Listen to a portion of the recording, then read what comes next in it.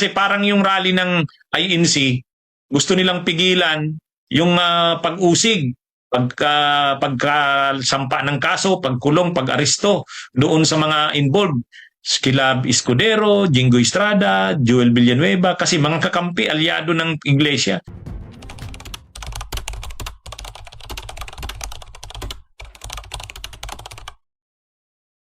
Isang magandang araw po sa inyong lahat mga kababayan at mga mahal po naming taga-subaybay. Ako po si Just Vlog. Nandito na naman tayo at merong kaming isi-share po sa inyo. Ang pag-uusapan natin ay tungkol dito sa isang abogado.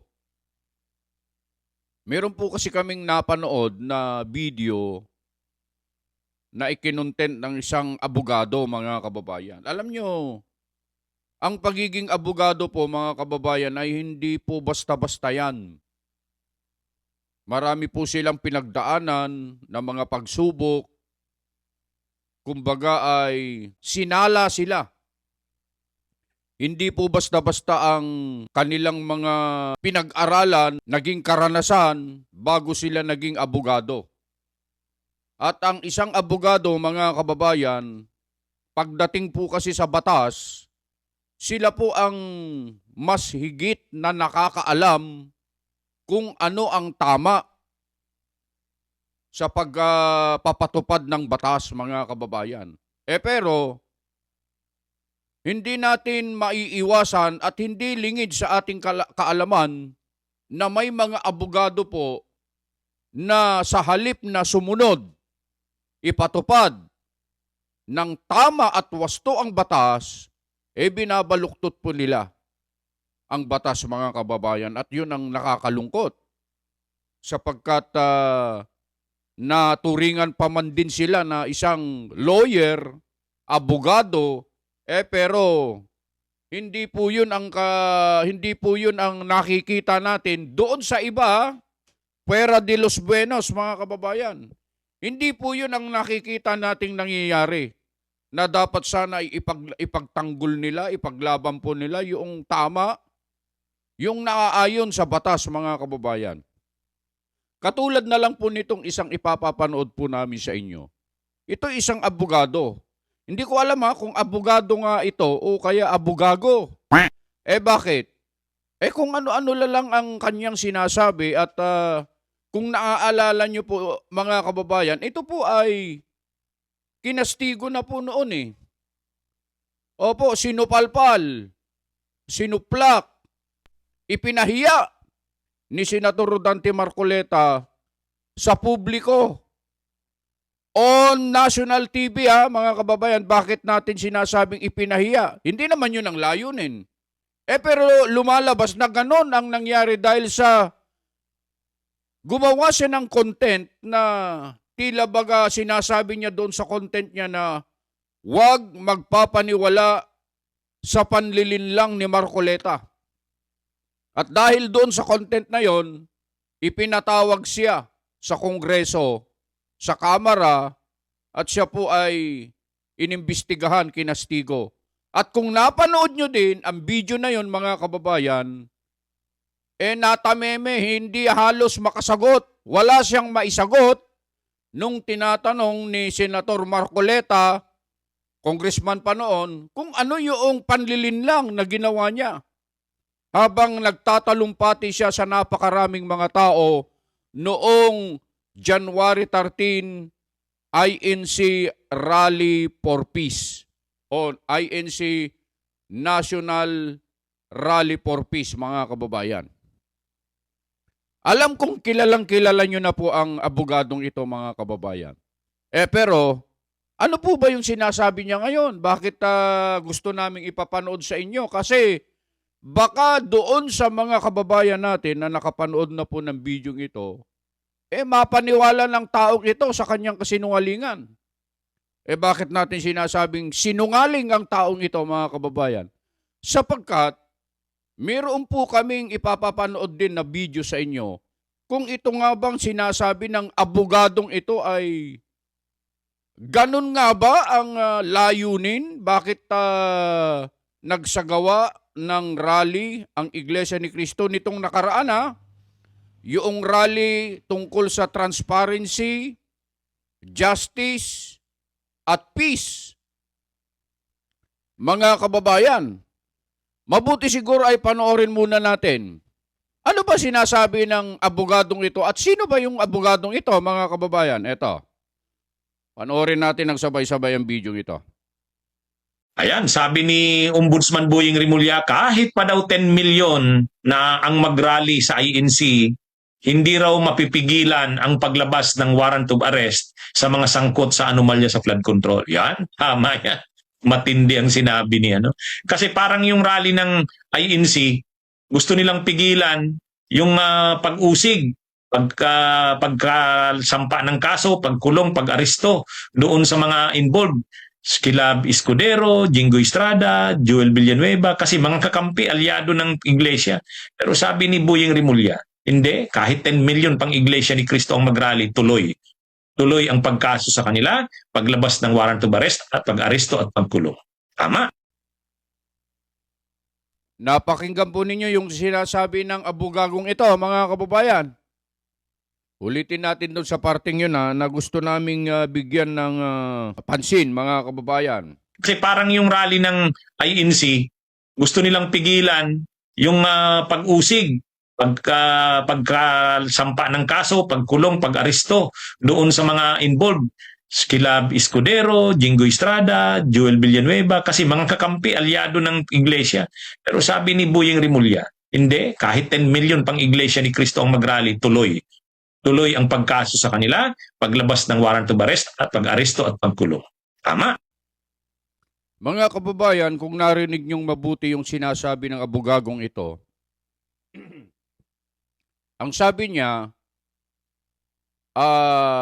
gusto raw pigilan ng INC yung pagkaso, pag-aresto sa mga involved sa flood control projects na sina Jinggoy, Joel Villanueva, at kung sino-sino pa yung mga personalidad na binanggit, na sabi niya, kakampi daw ng INC ang mga ito at parang ipinagtatanggol, parang ganon ang gusto niyang tukuyin dito, mga kababayan.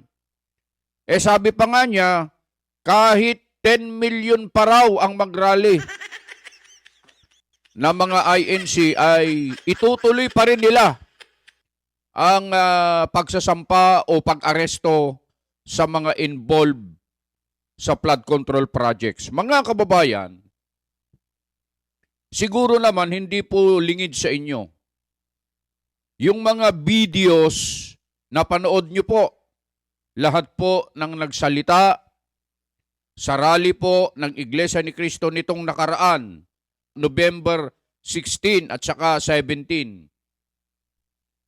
Meron po ba kayong narinig na ganon na katulad ng sinasabi ng abogagong ito, mga kababayan? Eh siguro, magpapanood po kami sa inyo ng isang maiksi lang po ito maiksi lang kasi kung kukunin natin lahat ng nagsalita, hahaba po tayo, mga kababayan. Kukuha lang po tayo ng isang maiksing talumpati ng isa sa mga nagsalita doon sa rally ng INC.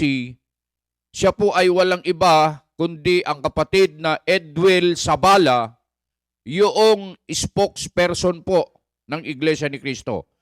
Pakinggan natin at panoorin natin ng sabay-sabay ang bidyong ito, mga kababayan.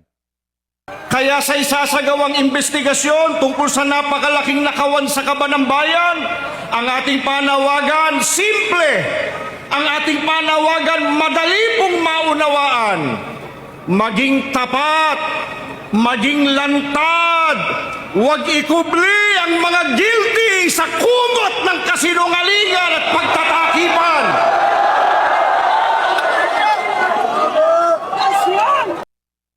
Narinig mo yun, Mr. Ano ba pangalan nitong bugagong ito? Tumuturgo yata ito. Tumuturgo ba ito? Para maunawaan mo maikli lang ito kasi baka pag mahaba hindi mo maintindihan. Kaya nga, meron pang salita si Ka Edwil na madaling intindihin, madaling unawain. Uulitin ko para sa'yo. Ikaw, abogagong tumuturgo yata ito. Hindi ko alam ang pangalan nito. Hindi ko kasi pinanonood ang video nito. Eto, dumaan lang sa newsfeed ko. Kasi walang kwenta po yung mga ginagawang content ng taong ito eh.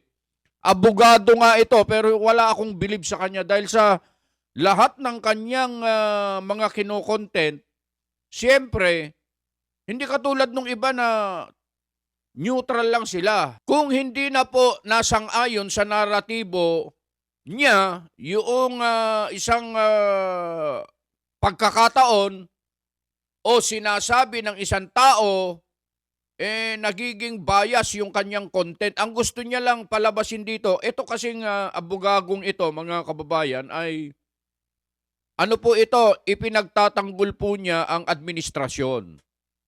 Halatang-halata naman po yan. Hindi siya neutral. Okay, katulad ng ginagawa natin na kung ano yung inilalabas dun sa kabila, pinalalabas din natin. Kung ano yung panig ng kabila, inilalabas natin. Ito, lahat ng mga kasiraan sa kabila, yun lang ang ipinalalabas niya, mga kababayan. Kaya ulitin natin ito para maunawaan mo, ikaw Mr. Tumuturgo, hindi ko alam kung paano ka naging abogado,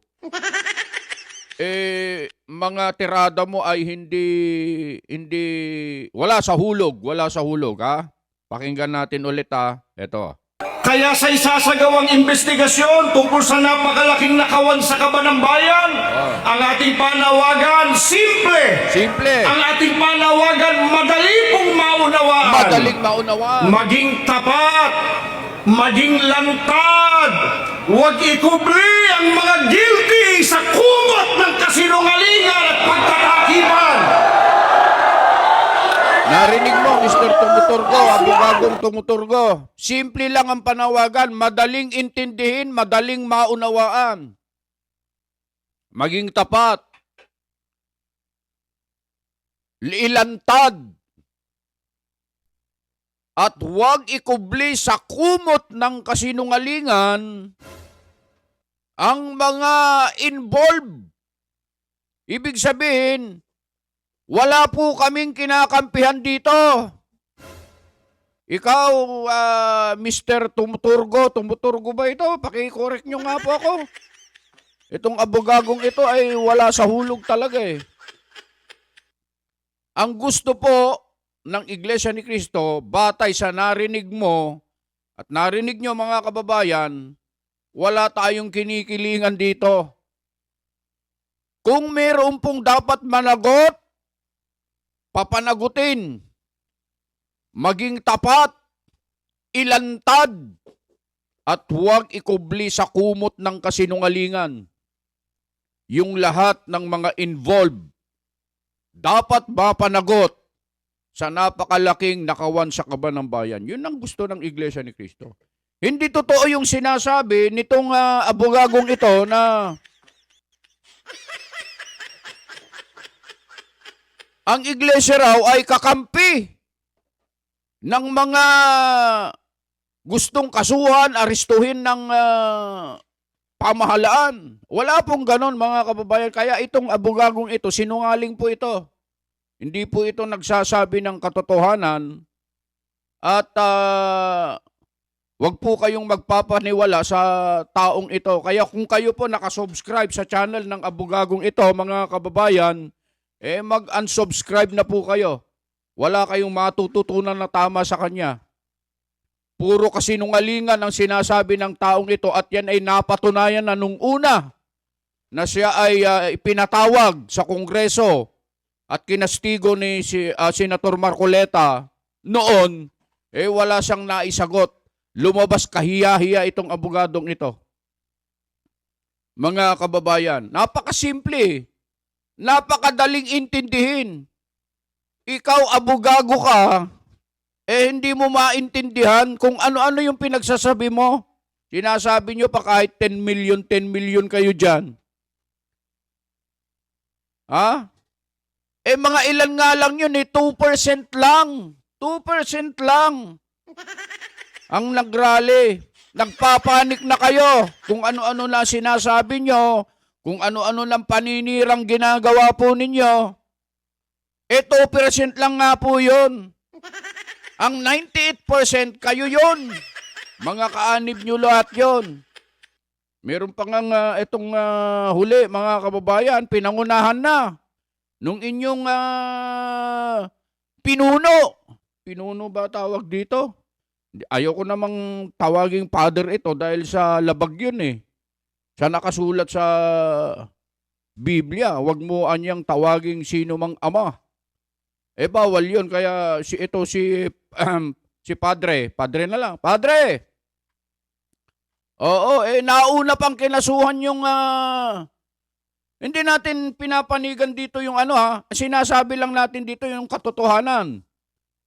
Malinis. Ang sabi, nagpatotoo ang COA. Naglabas ilang ulit na naglabas ang COA ng kanilang audit sa Office of the Vice President. Malinis. Eh siya pa ang itong unang kinasuhan ng plunder at kung ano-ano pang kaso, napakaraming isang truck na mga papel ang dinala doon sa ombudsman. Una pang nakasuhan ito kaysa doon sa mga nagnakaw ng napakalaking pera ng kaban ng bayan, mga kababayan. Anong klaseng yan? Eh dapat, ikaw, abogagong tumuturgo ka, ito ang dapat mong kinokontent, yung mga ganon. Para malaman ng taong bayan yung katotohanan. Hindi yung babanatan mo ang INC, wala ka namang sapat na basihan. Itong mga aligasyon mo, espekulasyon mo, eh pawang mga kasinungalingan lang ito, Mr. Tumuturgo. Sana mapanood mo ito. Oo, kung gusto mo, mag-aanoan na lang tayo, di ba may balbas ka? Magkontesa na lang tayo, pabilisin ng bunutan ng balbas para lang sa ganun baka siguro manalo ka. O kaya pareho naman tayong may uban-uban na. Bunutin na lang natin ng isa-isa yan, pabilisan, nang maubos na yung kayabangan mo. Medyo masama pa po kasi ang pakiramdam natin, mga kababayan, pero sinisikap po natin na makapaggawa ng content para may mapanood naman po kayo at malibang-libang kayo ng konti. Katulad nitong abogagong ito. Oo, nagpapatawa ito. Wala sa hulog. Kaya nga sabi ko kanina, hindi ko alam kung paano naging abogado ito. Oo, sa halip na ipagtanggol yung tama, magkaroon ng katarungan yung mga taong naghahangad ng katarungan, katwiran, lalo pang mapapahamak at masasadlak sa pagkapahamak yung mga taong may ipanalo na bang kaso ito? Baka puro vlog lang ginagawa nito. Walang kliyente ito. May kliyente ba ito?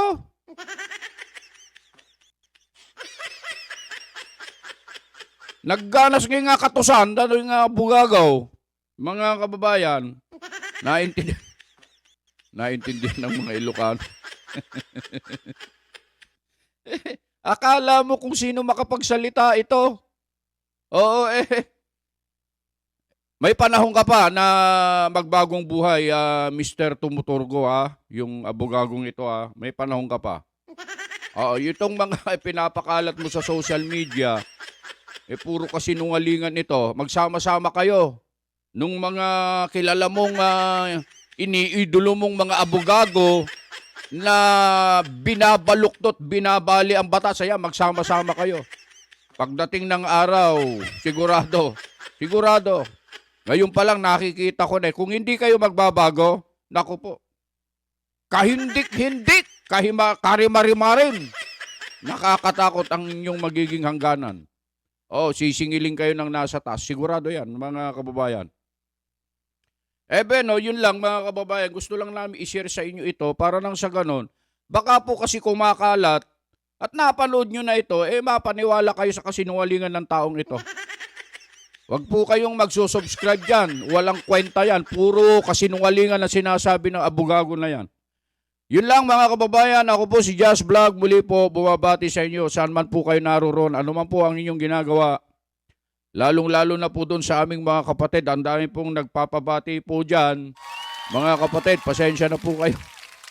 Medyo sinisikap lang natin pero medyo masama pa yung ating pakiramdam. Pero may awa ang Diyos at mabibigyan po namin kayo ng maraming mga content na pwedeng mag-aliw sa inyo. Katulad nitong content natin ngayon, pagtatawanan lang natin itong abogagong ito, mga kababayan.